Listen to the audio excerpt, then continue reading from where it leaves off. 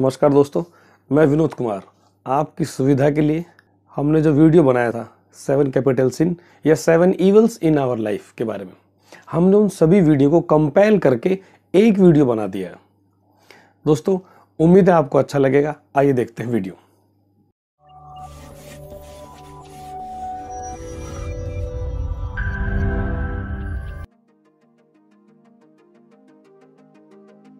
नमस्कार दोस्तों, आज हम बात करेंगे गुस्से के बारे में। जी हाँ, ठीक सुना आपने, हम बात करेंगे गुस्से के बारे में। जी हाँ, देखिए दोस्तों, आजकल माहौल इतना गर्मा गर्म होता जा रहा है, लोग एक दूसरे को बर्दाश्त नहीं कर पाते हैं। छोटे छोटे बच्चे आपने देखे होंगे, जरा जरा सी बात पे चिड़चिड़े हो जाते हैं, गुस्सा हो जाते हैं। रास्ते में आते जाते जरा सी कुछ बात हो जाए, ठोकर लग जाए, कहीं पे कुछ गंदा फैला है, अरे ये लोग सफाई नहीं करते, ये लोग तो वैसे ही हैं, ये लोग तो ऐसे ही हैं। हर कोई एक दूसरे पे नाराजगी व्यक्त करता है, गुस्सा व्यक्त करना चाहता है। दोस्तों, ये गुस्सा हमारे अंदर पल रहा एक ऐसा एसिड है, वो जिस पे उंडेले जाएगा उसको तो कम जलाएगा, लेकिन हमें स्वयं को पूरी तरह जला सकता है। इसलिए दोस्तों ध्यान दीजिए, हमें समझना पड़ेगा गुस्सा क्या है। एक ऐसा एक्सप्रेशन है, एक ऐसी अभिव्यक्ति है किसी व्यक्ति के प्रति, समाज के प्रति, सिस्टम के प्रति, और भी बहुत सारी चीजें हैं हमारे जीवन में। पढ़ाई के प्रति स्टूडेंट बड़े गुस्से रहते हैं, जो सब्जेक्ट में वो मुश्किल है, जो उनको आता नहीं है, उससे बड़े नाराज से रहते हैं, उनके टीचरों से अक्सर। दोस्तों, गुस्सा हमें अंदर ही अंदर खाता है, जरूरत है हमें समझने की। गुस्सा असल में एक ऐसा एक्सप्रेशन है कि हम किसी को नीचा दिखाना चाहते हैं, किसी को बुरा भला बोलना चाहते हैं, पब्लिक में उनकी इंसल्ट करना चाहते हैं, किसी के प्रति हम बुरे शब्दों का इस्तेमाल करते हैं। बहुत सारे लोग हैं बैड वर्ड्स यूज करते हैं गुस्से में, शाउटिंग करते हैं, आवाज जोर से ऊंचा करके बात करते हैं, चिल्लाते हैं किसी पे। जानते हैं इन सब का परिणाम क्या होता है? देखिए, कोई भी व्यक्ति दोस्तों दर्द तो बर्दाश्त कर सकता है, लेकिन इंसल्ट बर्दाश्त नहीं कर पाता। आप खुद अपने जीवन में महसूस करके देखिए, दर्द तो बर्दाश्त किया होगा, लेकिन यदि किसी ने आपको सबके सामने कुछ ऐसा कह दिया, सबके सामने आपको इंसल्टेड फील हो गया, वो आपको ज्यादा दुखा होगा। आप याद कर लीजिए आपके लाइफ का अनुभव, कभी ना कभी कहीं ना कहीं, चाहे भले ही आपके क्लास टीचर ने सबके सामने आपको डांट दिया हो या थप्पड़ मार दिया हो, आपके पेरेंट्स ने आपको सबके सामने कभी डांटा हो या कुछ बोला हो, यू फील इंसल्टेड। तो इसीलिए कहा गया है, लोग दर्द बर्दाश्त कर सकते हैं लेकिन इंसल्ट नहीं। इसीलिए जब आप दूसरों पे गुस्सा दिखाएं, उससे पहले थोड़ा सोच लीजिए, अपने दिमाग का इस्तेमाल कीजिए कि किस प्रकार मैं दूसरों के साथ व्यवहार करूं। दोस्तों, जैसा आप चाहते हैं लोग आपके साथ करें, वैसा ही आप दूसरों के साथ भी व्यवहार किया करें। यह बहुत जरूरी हो जाता है, नहीं तो अक्सर जैसा आप करेंगे लोग आपको वैसा ही रिप्लाई भी देंगे। दूसरे का तो दिल टूटेगा, लेकिन आपका दिल ज्यादा टूट जाएगा और आपका ईगो हर्ट होता है, हर बात पे हर्ट हो जाएगा। उससे बहुत एक आगे जाके बड़ी दिक्कत का सामना करना पड़ेगा। इसलिए हमेशा गुस्सा एक ऐसा एक्सप्रेशन है जिसको बहुत सावधानी से, हिसाब से इस्तेमाल कीजिए। सही जगह पर, सही व्यक्ति के साथ, सही समय पर, हर समय हर जगह बात बात पे चिल्लाते रहने से, गुस्सा करने से हम अक्सर लोगों को अपना दुश्मन बना लेते हैं। इसलिए दोस्तों, ये बहुत जरूरी हो जाता है कि अपने गुस्से पे काबू रखें। दोस्तों, गुस्से के कुछ परिणाम इस प्रकार है हमारी जिंदगी में, आप सोचेंगे बहुत हैरान हो जाएंगे। यदि आपके मन में गुस्सा है, नाराजगी, और वो खत्म नहीं करते, तो आप चुगलखोर बन जाएंगे। जिस व्यक्ति के प्रति आप नाराज हैं, जिसके प्रति आपके मन में गुस्सा है, आप अक्सर उसकी बुराई करेंगे, दूसरों के सामने उसको नीचे दिखाने की कोशिश करेंगे। तो ये कोई बहुत अच्छी बात नहीं है समाज में। आपके यार दोस्त, आपके रिश्तेदार, आपके पड़ोसी क्या सोचेंगे आपके बारे में? दूसरा, अगर आपके मन में गुस्सा है तो आपका स्वास्थ्य बिगड़ेगा, आपका स्वास्थ्य खराब हो जाएगा। अक्सर जो ज्यादा चिल्लाते हैं, ज्यादा गुस्सा करते हैं, उनको हाई बीपी अक्सर हो जाता है, क्योंकि दूसरों को चिल्ला चिल्ला के वो अपना बीपी बढ़ा लेते हैं। और जब बीपी आता है शरीर में, तो और भी 10 बीमारियां लेके आ जाएगा साथ में, आज नहीं तो कल। इसलिए दोस्तों, बार बार मैं आपसे कह रहा हूं, अपने गुस्से पे काबू रखें, कंट्रोल करें। बहुत से परिणाम ऐसे हैं गुस्से के मारे, जो भी कदम उठाते हैं लोग, जो निर्णय करते हैं, जो डिसीजन वो लेते हैं लाइफ में, अक्सर गलत होते हैं गुस्से में। गुस्से में की गई हर अच्छी बात, हर अच्छी सलाह, हर मीठी बात आपको जहर लगेगी, कड़वी लगेगी, बुरी लगेगी, और कोई नहीं मानेगा। फिर बाद में होता क्या है, हम क्या बोलते हैं, यार मेरी बात कोई मानता ही नहीं है, कोई सुनता ही नहीं मेरी बात, मैं बड़ा फ्रस्ट्रेटेड हो गया। दोस्तों, एंगर लीड्स टू रिवेंज। जी हाँ दोस्तों, गुस्सा आपके अंदर बदले की भावना पैदा करता है। आपको और उत्साहित करता है, आपको और जोश दिलाता है कि आप कुछ गलत कदम उठाएं। तो दोस्तों समझदार बनिए। समझदार व्यक्ति की पहचान ये है, ध्यान से दूसरों को समझिए, उनकी बातों को सुनिए, उनकी भावनाओं को समझिए। अगर वो ऐसा कर रहे हैं जिससे आपको इरिटेशन होती है, जिससे आपको गुस्सा आता है, तो पहले ये समझने का प्रयास कीजिए वो ऐसा कर क्यों रहे हैं, वजह क्या है। चीजों को परखिए, परिस्थिति को जांचिए, समझिए। उसके बाद सुनिए उनसे वो चाहते क्या है। भैया मैं क्या कर दूं आपके लिए, क्या आपकी नाराजगी दूर हो जाए। समझदार व्यक्ति गुस्सा करने में देरी करता है। समझदार व्यक्ति, जी हां दोस्तों, गुस्सा करने में देरी करता है। जल्दी से गुस्सा आ जाना, जल्दी से उत्तेजित हो जाना किसी भी बात पे, ये कमजोर व्यक्ति की पहचान है। हमें कमजोर नहीं बनना है जिंदगी में दोस्तों। अगर हमको आगे जाना है तो हमको जीवन में मजबूत होना चाहिए, हमारे इमोशंस पे हमारा कंट्रोल होना चाहिए। जी हाँ दोस्तों, सेल्फ कंट्रोल की बहुत आवश्यकता है। हर जगह ऊंची आवाज में ना चिल्ला के बात करें गुस्से में लोगों से, प्यार से देखें, समझें। मैं समझ सकता हूं बड़ा मुश्किल है, बोलना आसान है, करना मुश्किल है, लेकिन प्रैक्टिस के द्वारा ये किया जा सकता है। आइए दोस्तों, अब हम कुछ उपाय के बारे में बात करेंगे। देखिए दोस्तों, एक गुस्से पे काबू कैसे पाया जाता है, एक लाइफस्टाइल की बात भी है। दोस्तों जब आप सुबह उठते हैं, जी हाँ दोस्तों, सुबह उठते हैं, दोपहर में नहीं, या लेट मॉर्निंग की बात नहीं कर रहा मैं, सुबह जल्दी उठिए, सुबह जल्दी उठिए और उठते ही आप प्रार्थना कीजिए, थोड़ा सा गॉड, ईश्वर, अल्लाह, खुदा, भगवान के आगे थोड़ा सा नतमस्तक होइए।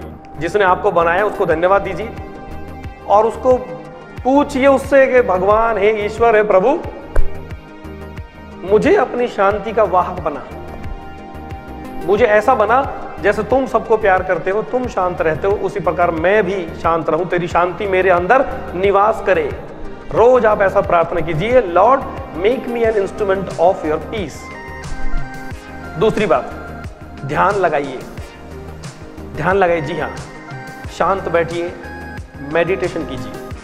आपके मन में कोई और विचार ना आए किसी का भी, बिल्कुल कूल काम हो जाइए, भूल जाइए सब कुछ, आपके आसपास कोई है, कहाँ है, एकदम शांत रखिए, अपने आप को शांत करिए। रोज ये अभ्यास करना, प्रैक्टिस करना, धीरे धीरे आपके अंदर का जो उबाल उठता है वो नीचे बैठता जाएगा। तीसरा पॉइंट देखेंगे, थोड़ा समय निकालिए अपने लिए। हमेशा भागम भाग में लगे रहना है, एक दूसरे को धक्का मुक्की, बड़ी एकदम भीड़ भाड़ वाली जिंदगी है हमारी, फिर हम बोलते हैं हमारे पास समय नहीं है। यदि आप अपने लिए समय नहीं निकालेंगे तब भी आदमी इरिटेट हो जाता है, झुंझलाहट आ जाती है उसके अंदर, बड़ा चिड़चिड़ापन आ जाता है और फिर वो नाराजगी प्रकट करता है। थोड़ा समय निकालिए अपने लिए। अगर आप मैरिड हैं तो अपने बीवी बच्चों के साथ टाइम स्पेंड कीजिए, बच्चों के साथ खेलिए, उनके साथ कहीं बाहर जाइए।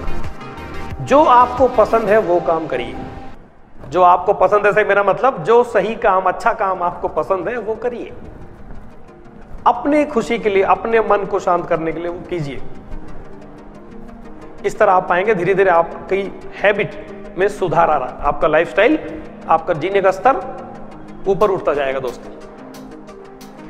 दोस्तों एक पॉइंट और है, हम रोज अभ्यास करेंगे कि हम जब भी बात करेंगे लो वॉल्यूम में बात करेंगे, जोर से ऊंची आवाज में चिल्ला के बात नहीं करना है। जी हाँ, क्योंकि हमारी ऊंची आवाज सामने वाले व्यक्ति को बुरी लग सकती है और यही हमारा स्वभाव, नेचर बन जाता है कि हम गुस्सा नहीं आ रहा फिर भी हमारा एक्सप्रेशन, हमारा आवाज का टोन ऐसा होता है कि जैसे हम लड़ाई कर रहे हैं। बहुत लोग ऐसे जोर जोर से चिल्ला चिल्ला के बात करते हैं। इसीलिए हमको क्या करना है, आज से रोज प्रैक्टिस कीजिए। आप अपनी आवाज को धीमे रखेंगे, नीचा रखेंगे, कम वॉल्यूम, आपका साउंड कम होना चाहिए। यह अभ्यास रोज करेंगे दोस्तों। Most important, antidote of anger क्या है?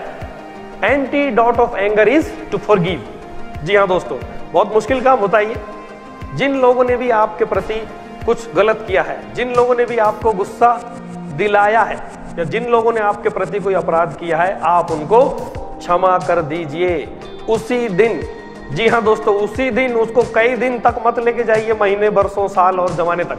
जिस दिन, जिस घड़ी, जिस क्षण आप उनको क्षमा करेंगे, आपका गुस्सा फुर्र हो जाएगा। और एक बात ध्यान रखिए दोस्तों, जब हमारे प्रति कोई अपराध कर दे, यदि हमें कोई परेशान कर दे, तब हम न्याय चाहते हैं। और हम किसी के प्रति कोई अपराध कर दें तब हम समझौता चाहते हैं। दोस्तों, ताली दोनों हाथों से बजती है, इसीलिए ध्यान रखिए और आज से हम गुस्सा करना छोड़ देंगे। देखिए दोस्तों, मैं हमेशा कहता हूँ YouTube एक बड़ा प्लेटफॉर्म है, इसका सदुपयोग कीजिए। जी हाँ दोस्तों, मोबाइल आपके हाथ में है, डाटा आपका है, पैसा आपका है, आपका निर्णय, आपकी मर्जी है। YouTube में बहुत सारे अच्छे स्पीकर हैं, बहुत कुछ अच्छा इसमें दिखाया जाता है, बताया जाता है, उनको देखिए। यदि आपको हमारा चैनल पसंद आया तो हमें लाइक कीजिए, शेयर कीजिए, सब्सक्राइब कीजिए। नमस्कार दोस्तों।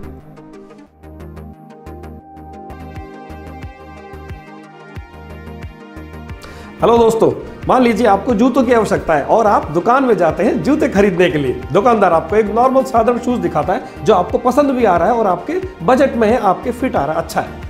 लेकिन दुकानदार आपको एक और शूज दिखाता है जो कि ओरिजिनल किसी ब्रांडेड कंपनी की कॉपी है। जी हाँ, ओरिजिनल ब्रांडेड हम अफोर्ड नहीं कर पाएंगे, शायद वो 10 से 12,000 का, 8,000 का आएगा, शायद हमारे बजट के बाहर है। लेकिन हमको कॉपी दिखाया जाता है जो हमको शायद अच्छा लग रहा है, हमारे लिए उतना कंफर्ट नहीं होगा उसमें, और शायद वो हमको ओरिजिनल की अपेक्षा सस्ते मिल जाएगा। इन दोनों में से आप कौन सा चुनेंगे? अक्सर हम डुप्लीकेट, कॉपी, ब्रांडेड लेना चाहते हैं। दोस्तों, यहीं पे समझदारी दिखाने की आवश्यकता है। आप सोचिए अपने बारे में, कहीं आप दिखावा तो नहीं कर रहे।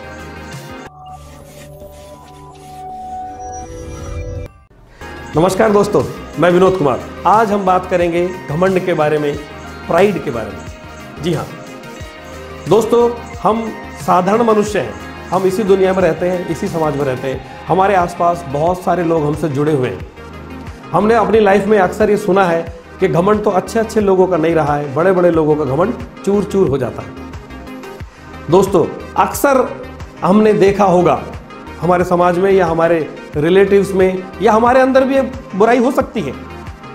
लोगों को घमंड है अपनी क्वालिफिकेशन का, अपनी अच्छी नौकरी का, रुपए पैसे का, प्रॉपर्टी का, गाड़ी का, अच्छी पर्सनैलिटी का, कि मैं तो बहुत सुंदर हूं, मेरी तो बॉडी बहुत अच्छी है, अलग अलग एक्सेट्रा बहुत सारी चीजों का हमें घमंड हमारे अंदर आ जाता है। दोस्तों, नॉर्मल ह्यूमन बीइंग जो है, घमंड और हमारी नॉर्मल लाइफ के बीच में एक बिल्कुल बाल जितनी जगह है, एक बाल जैसी शरीर की एक रेखा है। हमको पता ही नहीं चलता कि हम उस रेखा को कब पार करके घमंड में प्रवेश कर जाते हैं, या वो घमंड जो है हमारे भीतर प्रवेश कर जाता है। इसलिए हमको ये समझना होगा घमंड क्या है। घमंड है इन सारी चीजों पे जो कि नश्वर चीजें हैं, आज हैं कल नहीं है। मनुष्य का, हम सबका उस पर निर्भर हो जाना और उस पर ज्यादा गुमान करना कि मेरे पास तो ये है, मेरे पास तो वो है। दोस्तों, इसीलिए हमको हमारे आसपास के जो लोग हैं, हमारे परिवार के लोग हो सकते हैं, हमसे जुड़े लोग हो सकते हैं, बहुत सारे हमारे ऑफिस के, स्कूल के फ्रेंड्स होंगे, हमारे जहाँ पे हम ऑफिस में काम करते हैं या जहाँ हमारा जो भी बिजनेस है, हम सब लोगों को यदि हम घमंड दिखाएंगे बात बात पर, तो हम अक्सर लोगों को अपना दुश्मनी बना लेंगे। घमंड हमें चलाता है और हम उसे फॉलो भी करने लगते हैं। घमंड से प्रेरित होकर मैं एक छोटा सा एग्जांपल बता रहा हूँ, बहुत मामूली सा रियल एग्जांपल है। आजकल मोबाइल का ही ज़माना है। ये मेरा वीडियो आप शायद मोबाइल पे ही देख रहे होंगे। ज़्यादातर लोग महंगे महंगे फ़ोन आ रहे हैं आजकल, सस्ते सस्ते फ़ोन आ रहे हैं और महंगे, एक से एक फ़ोन आजकल आ चुके हैं। जितने भी महंगे फ़ोन हैं, कभी आपने देखा उनके ऊपर किसी ने कवर चढ़ा रखा है? नहीं चढ़ाते हैं। अगर कवर चढ़ा देंगे तो पता कैसे चलेगा हमारे पास महंगा फ़ोन है? एक किस्म का दिखावा है। पब्लिक प्लेस में शादी हो या पार्टियां हो, जहां पर हमारे गेट टुगेदर हो रहा है, गैदरिंग है, जहां हमारे रिलेटिव्स हैं, हमारे समाज के लोग हैं, अक्सर लोग वहाँ महंगे कपड़ों का दिखावा करेंगे, महंगी ज्वेलरी का दिखावा करेंगे। दोस्तों, ये सारी चीज़ें नश्वर हैं, आज हैं कल नहीं है। हम हमारे घमंड को फॉलो करते करते ये सारी चीज़ें करने लगते हैं। आज मैं आपको एक फार्मूला दे रहा हूँ दोस्तों। फार्मूला इस प्रकार है, pride plus ego is equal to show off. जी हाँ, घमंड प्लस अहम बराबर दिखावा। दोस्तों, शो ऑफ के चक्कर में हम इतना दिखावा कर बैठते हैं कि हमको समझ में ही नहीं आता हम कर क्या रहे हैं। दोस्तों, शो ऑफ का मतलब है हम अपनी दोस्ती में दरार पैदा कर देना। हम निर्णय जो लेते हैं वो बेवकूफ़ी भरा होता है। अक्सर दिखावे के चक्कर में आदमी कर्जे में डूब जाता है। मतलब ये इस तरह की बात हो गई कि उधार लेके घी पीना। अरे जितना आप में दम है, जितना आपकी पॉकेट अलाउ करती है, उसी हिसाब से काम कीजिए। दिखावे, घमंड का एक परिणाम है हमारी जिंदगी में, दिखावा आ जाता है और हम हर चीज का दिखावा करने लगते हैं। जो आपके पास नहीं है उस पर दिखावा ना करें, घमंड के घोड़े पर सवार ना हो, इससे हम लोगों को अपना दुश्मन बना लेंगे और जिंदगी में कभी कामयाबी नहीं मिलेगी। ऐसे में मनुष्य अक्सर ढीठ बन जाता है, वो किसी की सुनता नहीं है, हमेशा अपनी चलानी है, उसे हमेशा अपनी अपनी करनी है। तो हम इन बातों पर ध्यान देंगे और हमें समझना होगा कि जो बाल भर की लकीर है हमारे स्वाभाविक जीवन में, नॉर्मल जीवन में, दोस्तों घमंड से बचने का उपाय एक ही है हमारी ज़िंदगी में, हमें विनम्रता का स्वभाव अपनाना पड़ेगा। जी हाँ, हमें सुनना शुरू करना पड़ेगा, हमें जीवन में झुकना शुरू करना पड़ेगा। झुकने का मतलब ये नहीं कि आप किसी से डरते हैं या कमज़ोर हो गए। विनम्रता का भाव, मनोभाव हमारे हृदय से घमंड को निकाल के बाहर फेंक देना है। विनम्रता, हम्बलनेस ही घमंड का इलाज है। हम आपसे पूर्ण सहयोग की आशा रखते हैं।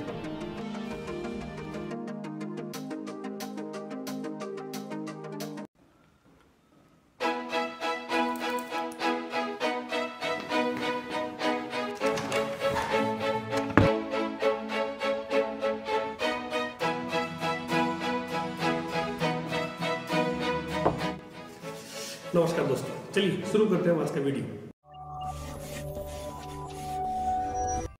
आज का हमारा विषय है ग्रीडीनेस। जी हाँ, जिसको हम लालच भी कहते हैं। देखिए, लालच हमारे जीवन में बहुत एक बड़ी समस्या है।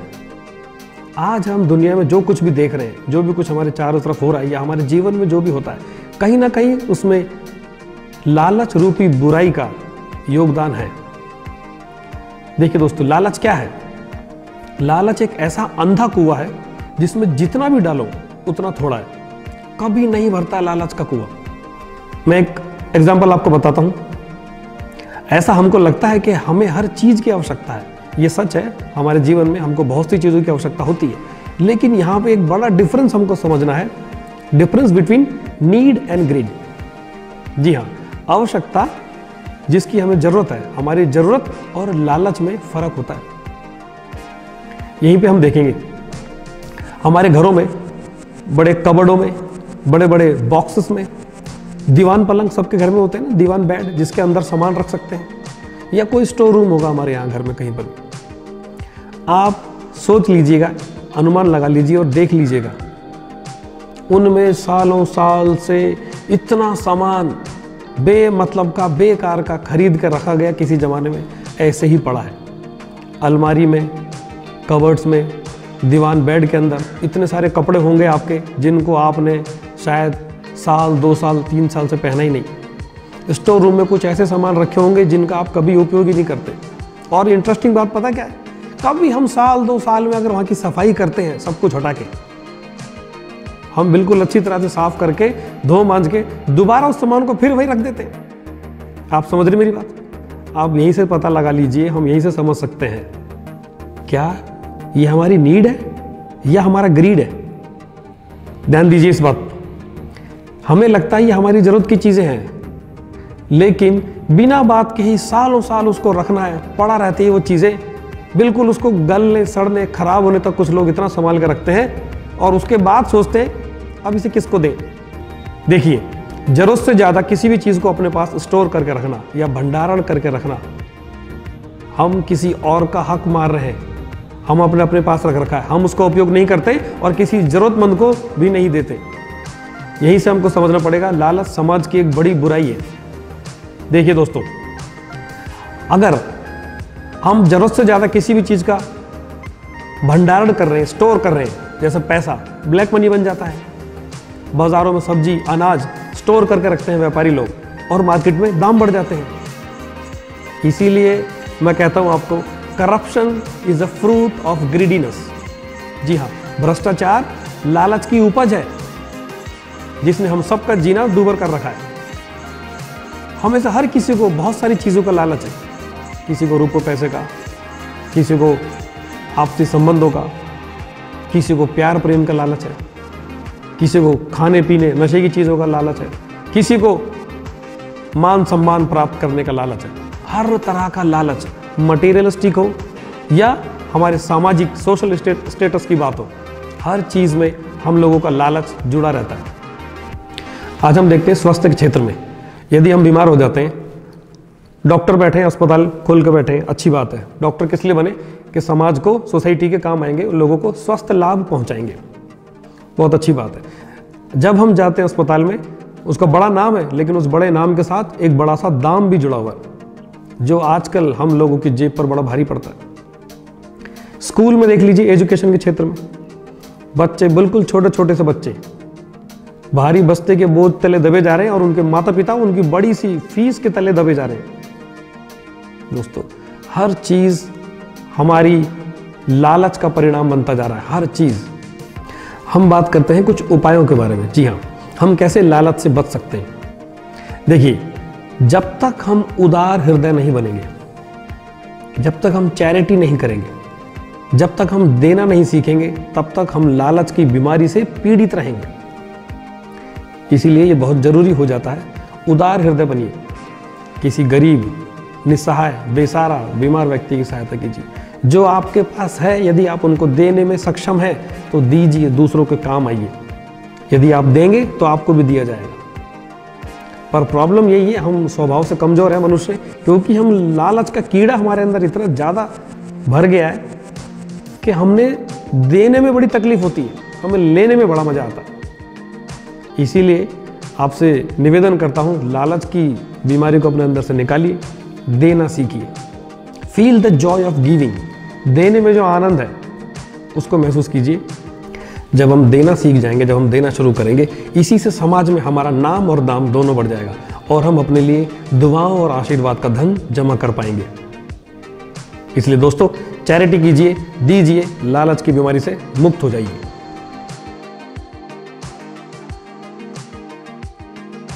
यदि आपको हमारा वीडियो अच्छा लगा तो प्लीज़ आप इसे लाइक कीजिए, शेयर कीजिए, सब्सक्राइब कीजिए।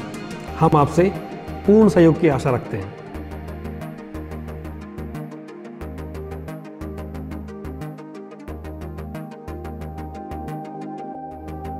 जब हम शादी या पार्टी में कहीं पे जाते हैं, कुछ लोग एकदम प्लेट में पूरा पहाड़ बना लेते हैं। जब भी हम कभी खाना खाएं, कहीं और जाके, रेस्टोरेंट में या किसी पार्टी फंक्शन में, दोस्तों ये ध्यान रखिए कि जितना आवश्यक है उतना ही खाएं, उतना ही लें। इसीलिए एक गोल्डन स्टेटमेंट मैं आपको बता रहा हूं, उतना ही लो थाली में कि बर्बाद ना हो नाली में।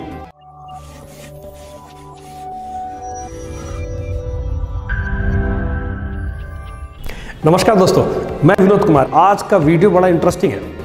जी हाँ, आज हम बात करेंगे गलटनी के बारे में। जी, गलटनी मतलब पेटूपंती, जरूरत से ज़्यादा, असामान्य रूप से बहुत अधिक मात्रा में खाना पीने को बोलते हैं गलटनी, पेटूपंती। देखिए, स्वादिष्ट और टेस्टी भोजन सबका अधिकार है, उसे मिलना भी चाहिए, क्यों ना मिले।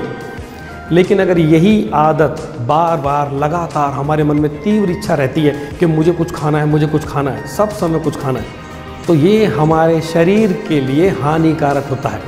जी हाँ, जरूरत से ज़्यादा, अति हर चीज़ की बुरी होती है, अति हर चीज़ की बुरी होती है। कोई भी चीज़ अधिक मात्रा में अगर हम अपने शरीर में ग्रहण करते हैं तो ये हमारे स्वास्थ्य के लिए हानिकारक है। दिन भर 24 घंटे टीवी चैनल है, फूड चैनल आते हैं, फूड के बहुत सारे चैनल आ गए हैं आजकल। हम नया नया खाना उनमें देखते हैं दिन रात। फूड कोर्ट बन गए हैं मॉल्स में, रेस्टोरेंट बहुत सारे खुल गए हैं जगह जगह। जब ये सारी चीज़ें हमारे निगाह के सामने आती हैं और हम अक्सर इन्हें देखते हैं बार बार उन जगहों में आते जाते, तो हमारा जी ललचाता है। देखिए, कुछ लोग ऐसे हो गए हैं जो हर वक्त, सभी समय ज़बान के स्वाद का पूरा ध्यान रखते हैं और ज़बान के स्वाद के हिसाब से जब मर्जी, एनी टाइम, कहीं भी, कभी भी पेट पूजा करते रहते हैं। दोस्तों, अधिक मात्रा में ग्रहण करने से कोई भी चीज़ शरीर में हमारे लिए बीमारी का कारण बन सकती है। इसलिए ये जो आदत है हमारे अंदर नेचुरली है, नेचुरली इस प्रकार है कि दिन में 3 या 4 बार हमारी खाने की इच्छा वैसे ही होती है, भूख लगती है। शरीर की डिमांड है कि अभी भूख लग रही है, ब्रेकफास्ट किया, लंच किया, डिनर किया, टी टाइम है, हमें कुछ खाने पीने की इच्छा होती है अक्सर। तो दोस्तों, कहना यह है, यहां पर मैं ये कहना चाह रहा हूं कि gluttony is a most acceptable evil in our society. देखिए, हम सब में कुछ ना कुछ बुरी आदत होती है। कोई बैड वर्ड्स यूज करता है, तो ऐसे कुछ ना कुछ हमारे नेचर में, स्वभाव में कुछ ना कुछ बैड हैबिट्स हमारे अंदर हैं। स्मोकिंग की है, ड्रिंकिंग की हैबिट है। इन सारी बैड हैबिट से भी ऊपर है खाने की बुरी आदत, क्योंकि ये नेचुरल टाइप की है ये आदत कुछ। अगर ये हम सही तरीके से इसका उपयोग नहीं करेंगे तो हम अपने जीवन में एक बड़ी समस्या को आह्वान करेंगे, हम एक बड़ी मुसीबत मोल ले लेंगे। क्योंकि अधिक खाकर, ज़्यादा खाकर लोग ओबेसिटी का शिकार हो जाते हैं, अपना वजन बढ़ा लेते हैं, मोटे हो जाते हैं और फिर मोटापे के साथ हमारे शरीर में नई नई बीमारियां घर करने लगती हैं। इसीलिए सावधान रहिए, अपने खान पान का अच्छा ध्यान रखिए। हम लोग क्या करते हैं, हर समय किसी भी ओकेशन पे कोई मीटिंग हो, कोई फंक्शन हो, कोई पार्टी हो, ये सामाजिक ट्रेंड इस प्रकार का बन गया है कि हमें हर समय खाना ही खाना है। हर चीज़ में कुछ ना कुछ खाना ही है। खाना खाने में बुराई नहीं है, इसको गलत तरीके से ग्रहण करने में, गलत तरीके से भोजन ग्रहण करने में बुराई है। आज के समय में हम लोग इमोशनल ईटर बन चुके हैं। जी हाँ, इमोशनल ईटर। इमोशनल मतलब यदि कुछ हम बहुत नाराज हो गए, हमें बहुत गुस्सा आ गया, तो कई लोग अब खाना खा के गुस्सा निकालते हैं। बहुत खुश हैं, चलो पार्टी करते हैं, फिर खाना उनको। ब्रेकअप हो गया, चलो पी के गम भुलाएं, तो उनको पीना है। हम हमारे इमोशन को खाने से कंट्रोल करने की कोशिश करते हैं और हम हर बात में, हर किसी भी अवस्था में, किसी भी सिचुएशन में खाने में ही खुशी महसूस करते हैं। हर समय खाना शरीर के लिए जरूरी है, लेकिन खाना हमें आनंद प्रदान करने लगता है। ऐसा हमारा एक इमोशनली हम उससे अटैच इतने ज़्यादा हो जाते हैं कि हम हर चीज़ में खाना ही देखते हैं। देखिए, जब हम शादी या पार्टी में कहीं पे जाते हैं, कुछ लोग एकदम प्लेट में पूरा पहाड़ बना लेते हैं। दोस्तों, भोजन ईश्वर का दिया हुआ एक वरदान है। हमारे शरीर के लिए पोषक तत्वों की आवश्यकता होती है। इस पे पीछे बहुत सारे लोगों की मेहनत है। कई लोग अपने खून पसीने की कमाई से अपना परिवार पाल रहे हैं। जब भी हम कभी खाना खाएं, कहीं और जाके, रेस्टोरेंट में या किसी पार्टी फंक्शन में, दोस्तों ये ध्यान रखिए कि जितना आवश्यक है उतना ही खाएं, उतना ही लें। इसीलिए एक गोल्डन स्टेटमेंट मैं आपको बता रहा हूँ, उतना ही लो थाली में कि बर्बाद ना हो नाली में। हमारे देश में ही कितने हजार लोग रोज भूखे रहते हैं, भूखे पेट सोते हैं, और हम अननेसेसरी फूड को बर्बाद करते हैं। फूड वेस्ट कर रहे हैं और अपना स्वास्थ्य भी बर्बाद कर रहे हैं उसी के चक्कर में। तो बहुत ज़रूरी हो जाता है कि जितना आवश्यक है अपनी भूख के अनुसार खाइए। नहीं तो हमने कहावत तो सुनी है, पेट तो भर गया लेकिन नीयत नहीं भरी। दोस्तों, खाना, जी हाँ, खाना बहुत सारे लोगों को सेल्फ सेटिस्फैक्शन प्रदान करता है आजकल। जैसे कि मैंने बता चुका हूँ, अलग अलग इमोशन पे, अलग अलग ओकेशन पे हम खाना ही चाहते हैं और ये भूल जाते हैं कि माल पराया है, पेट तो अपना है। अगर लिमिटेड पीरियड तक अगर वो भूखा रहता, नहीं खाता, तो बीमार नहीं होता, लेकिन अधिक खाकर जरूर बीमार हो जाता। इसीलिए अपने स्वास्थ्य का ध्यान रखिए। खाना पीने का सबका मन करता है, सबको अच्छा लगता है और हमारी ज़रूरत भी है, लेकिन इतना अधिक मात्रा में खाकर हम सोचते हैं कि हम फिट रहेंगे, हम तंदुरुस्त रहेंगे। डॉक्टर भी कहता है अच्छा खाइए, जी जरूर खाइए, लेकिन इतनी सारी कैलोरी जब शरीर में आ जाती है, जब हम मोटापे का शिकार हो रहे हैं, हमारी नींद हराम हो जाती है, हमारा पेट खराब हो जाता है। दोस्तों, इसको पचाने के लिए शरीर को व्यायाम की आवश्यकता भी होती है। जी हाँ, जितनी कैलोरी हम ग्रहण कर रहे हैं उसी के साथ उतनी मेहनत, शारीरिक वर्कआउट, एक्सरसाइज की भी आवश्यकता है। तभी जो हम खा रहे हैं वो बराबर हमारे शरीर को लगेगा, पचेगा, हिसाब किताब सही रहेगा हमारा बॉडी का। इसीलिए खाने की गंदी आदत, बुरी लत से बचिए। अधिक खाना, बाहर का खाना, बाजारों का खाना, या घर में ही रोज नॉनवेज खाना, या जो आपकी पसंद का फूड है, अक्सर वही ज़्यादा खाना एक किस्म की पैसे की बर्बादी भी है ये। जी हाँ दोस्तों, इसलिए ध्यान रखिए, हमारे जीवन में, हमारे शरीर में, हमारे परिवार को जितना आवश्यक है ऊपर वाले ने उतना सबको दिया है, उतना ही खाइए, मस्त रहिए। हम क्या महसूस कर रहे हैं, खाने पीने में कुछ लोगों को संतुष्टि मिलती है। जी हाँ, सेल्फ सेटिस्फैक्शन के लोग खाते हैं, भूख की वजह से नहीं खाते वो, उनको स्वयं अपने आत्मभूति का एहसास होता है, उनको लगता है कि हाँ कुछ अच्छा हो गया, मैंने कुछ खा लिया, मुझे बहुत अच्छा लग रहा है। इसको बोलते हैं सेल्फ सेटिस्फैक्शन के लिए खाना। देखिए दोस्तों, अधिक खाने से हम मोटापे का शिकार हो जाएंगे, अधिक अलग अलग किस्म की बीमारियों का शिकार हो जाएंगे। इसीलिए कभी कभी, हमेशा नहीं, कभी कभी कुछ समय फास्ट भी रखिए, उपवास भी कीजिए। इससे आपका जो हमारा जो पेट का सिस्टम है ये सही रहेगा और हमारा स्वास्थ्य भी सही रहेगा। नमस्कार।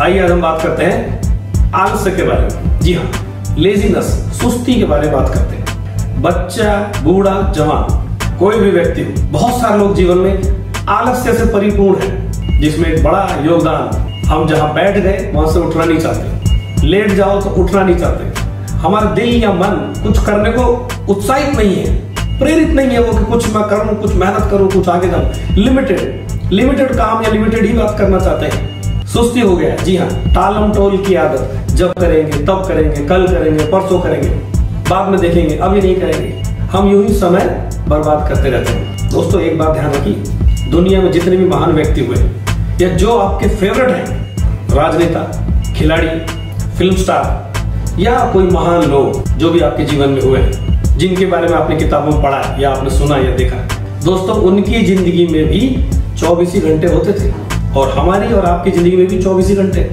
ये सदुपयोग कीजिए समय का। हम ऐसे ही सुस्ती पने में, आलसी पने में समय को गवा देते हैं और फिर बोलते हैं समय नहीं है, हमारे पास तो समय नहीं मिला, हमें तो टाइम ही नहीं मिला, मैं बड़ा बिजी था। तो कैसे चलेगा ऐसे? महान लोगों ने समय का सदुपयोग किया हमेशा, उनकी जिंदगी से आलस्य बहुत दूर था, तभी वो महान है। जी हाँ दोस्तों, आलस्य छोड़ेंगे सफलता की ओर आगे बढ़ेंगे, लेजीनेस छोड़ेंगे सफलता की ओर आगे बढ़ेंगे। स्कूल का होमवर्क करना हो, बच्चे बोलते शाम को करेंगे, अभी तो स्कूल से आए, दोपहर को करेंगे, रात को करेंगे, ट्यूशन में करेंगे, कल करेंगे, तो कब करेंगे?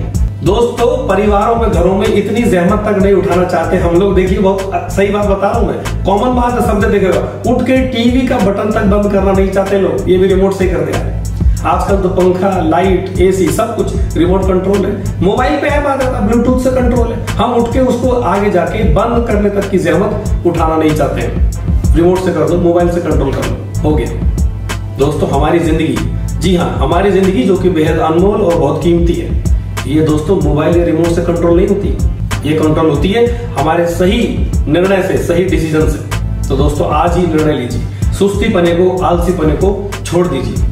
और याद रखिए कबीर का दोहा, याद है संत कबीर का दोहा क्या था? काल करे सो आज कर, आज करे सो अभी, पल में परले हो गई, बहुरी करेगा कभी।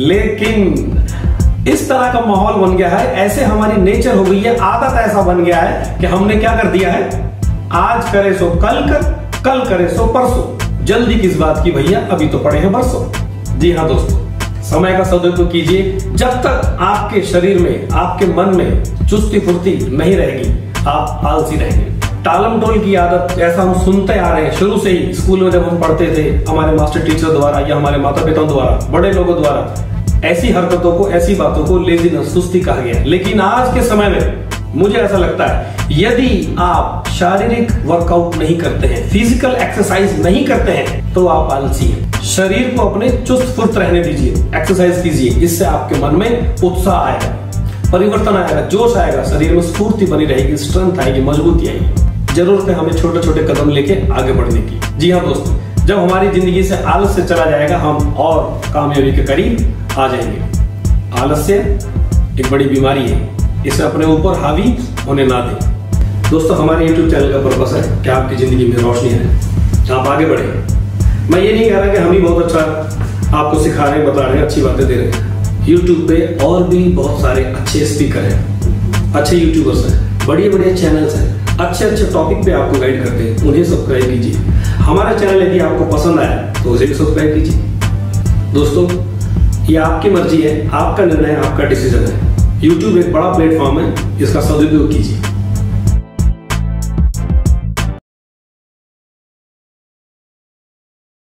छोटे बच्चे थे, जब हम क्लास में पढ़ते, जब हम स्कूल में जाते हैं, तो आपने देखा होगा अक्सर जब क्लास में किसी को मॉनिटर बना दिया जाता है या कोई अच्छे नंबरों से पास हो जाता है, या मास्टर टीचर उनको ज़्यादा थोड़ा प्यार करते हैं, उनको शाबाशी देते हैं, उनको क्लास में अप्रिसिएशन मिलता है, तो हमारे मन में उनके प्रति एक इरिटेशन, एक चिड़चिड़ाहट पैदा होती है और हम ऐसे लोगों को चिढ़ाने लगते हैं, उन्हें छेड़ने लगते हैं।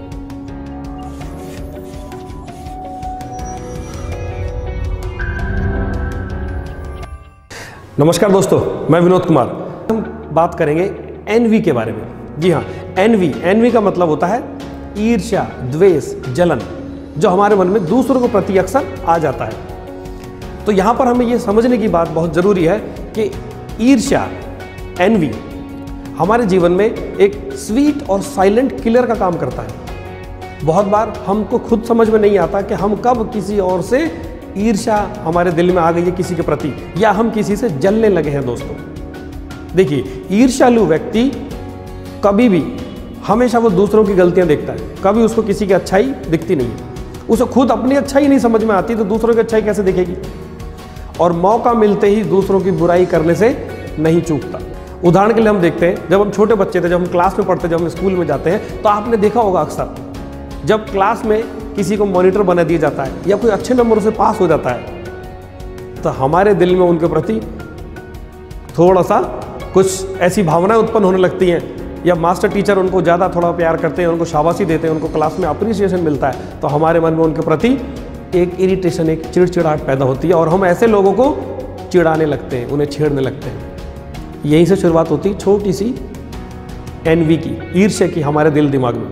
तो हमें ये समझना होगा कि हमको ईर्ष्या होती किन लोगों से। अक्सर हम जिस समाज में रहते हैं, जिस दायरे में हम रहते हैं, हमारे फैमिली होगा, हमारे फ्रेंड सर्कल होगा, हमारे ऑफिस के यार दोस्त होंगे, हमारे रिलेशन में जो लोग हैं, अक्सर हमारे जो करीब हैं, हमें उन्हीं के प्रति ईर्ष्या द्वेष हमारे मन में आता है किसी भी बात को लेके। यदि वो हमसे किसी भी रूप में अच्छे हैं थोड़े से, या हमसे आगे हैं, या हमसे संपन्न है किसी भी बात में, तो हम अक्सर उनके प्रति हमारे मन में ईर्ष्या रहती है, और ये कई बार हमें समझ में नहीं आता। और जिसके प्रति हमारे मन में ईर्ष्या है, हम मौका ढूंढते हैं किसी तरह उसको कब नीचा दिखाया जाए। इसलिए एक बात हमेशा ध्यान रखिए, blowing out someone else candle doesn't make your shine any brighter. जी हाँ, आप किसी और की मोमबत्ती या दिया बुझाकर अपनी रोशनी कभी नहीं बढ़ा सकते। तो यही हमको समझना पड़ेगा, जिस तरह रस्ट, जंग लोहे को, दीमक लकड़ी को और कीट ऊन को खा जाता है, उसी तरह ईर्ष्या, एनवी हमारी आत्मा को खा जाती है और हमारे आपसी भाईचारे, प्यार, प्रेम और आपसी संबंध को नष्ट कर देती है। हम देखते हैं हमारे परिवारों की बातें। देखिए, यदि आप मैरिड हैं तो आपको अच्छे से समझ में आएगा, यदि आपके बाल बच्चे हैं तो, क्योंकि हर परिवार में क्या होता है, जो पहले बच्चे होते हैं, बड़े बेटा या बेटी जो भी है आपके घर में, पहले वो आए, जब बाद में उनका कोई छोटा भाई या बहन हमारे घर में आता है, तो आपने अक्सर नोटिस किया होगा, जो आपका बड़ा बेटा या बेटी है, छोटे वाले के जन्म लेने के बाद ही 2-3 महीने में ही या 1 महीने में ही वो परेशान हो जाता है। उसको ऐसा लगता है कि मेरे को कोई कंसर्न नहीं कर रहा, मेरा कोई टेक केयर नहीं कर रहा, नोबडी इज लुकिंग मी। सब लोग छोटे बच्चे को देख रहे हैं, उसको प्यार कर रहे हैं, और वो बोलने लगता है, इसको ले जाओ यहाँ से, इसको हटाओ, ये कहाँ से आया, कौन है ये। तो एक बहुत ही सच्ची घटना है हर परिवारों की। आपको याद होगा आपका अनुभव, नहीं तो आपके माता पिता से पूछना आप। तो यहीं से ही हमारे मन में एक छोटा सा ईर्ष्या की शुरुआत हो जाती है बचपन से ही। ये अलग बात है जब हम बड़े होते हैं, समझदार हो जाते हैं, तो हम समझते हैं ये मेरा भाई है, ये मेरी बहन है, और एक अच्छा आपसी संबंध हमारे परिवारों में अच्छे से बनता है। लेकिन माता पिता ये बात अच्छी तरह से समझ पाते हैं कि अभी ज़्यादा किसको टेक केयर करना है, बड़े वाले को करना है कि छोटे वाले को। जी हाँ दोस्तों, ऑफकोर्स छोटे वाले को ज़्यादा टेक केयर की ज़रूरत होती है। तो ये हम सबके जीवन की घटना है, सबके जीवन की बात है। चलिए आज हम बात करेंगे, अब हम ईर्ष्या के प्रति कुछ उपाय, क्या है सॉल्यूशन। देखिए दोस्तों, हमें अपने लिए सख्त बनना है और दूसरों के लिए दयालु। जी हाँ, तभी हम हमारी जो भावनाएं जो मन में उठती हैं, ये जो हमारे अलग अलग मन में जो विचार आते हैं लोगों के प्रति, इस पे हम काबू पा सकते हैं। हमेशा अच्छे की आशा रखें, उम्मीद कीजिए कि कभी तो अच्छा, कुछ अच्छा है मेरी जिंदगी में, अच्छा है और अच्छा होगा। और दूसरों के प्रति आपसी संबंधों में ईमानदारी बरतें, एक दूसरे को प्यार करें, और हर प्रकार के जो भी बुराई या गुस्सा किसी ने आपके प्रति किया है, क्षमा करें। इन उपायों के द्वारा हम ईर्ष्या से बच सकते हैं। देखिए, जैसा हम हमेशा कहते हैं, YouTube एक बड़ा प्लेटफॉर्म है, इसका सदुपयोग कीजिए। बहुत सारी चीज़ें इसमें अच्छी आ रही हैं। इनमें हमारा भी एक चैनल है दोस्तों, उम्मीद कर रहे हैं आपको अच्छा लगता हो। यदि आप हमारे चैनल को पसंद कर रहे हैं, हमारे वीडियोस आपको अच्छे लग रहे हैं, तो हमारे इस चैनल को लाइक कीजिए, शेयर कीजिए, सब्सक्राइब कीजिए।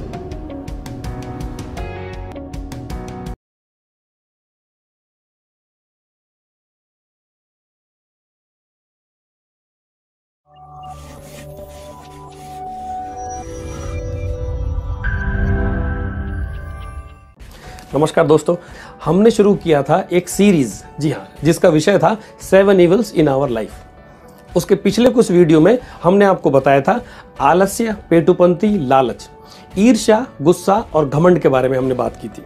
जी हाँ, इस सीरीज का आखिरी वीडियो आज हम आपको दे रहे हैं, जिसका विषय है लस्ट, यानी कि वासना। ये लस्ट शुरू कहाँ से होता है, कैसे आता है, हमारे अंदर से आता है कि बाहर से आता है? दो बातें इस पे ध्यान देंगे हम। जब हम किसी व्यक्ति विशेष को देखते हैं अपनी नज़रों से, वो हमारे दिल मन में घर कर लेता है।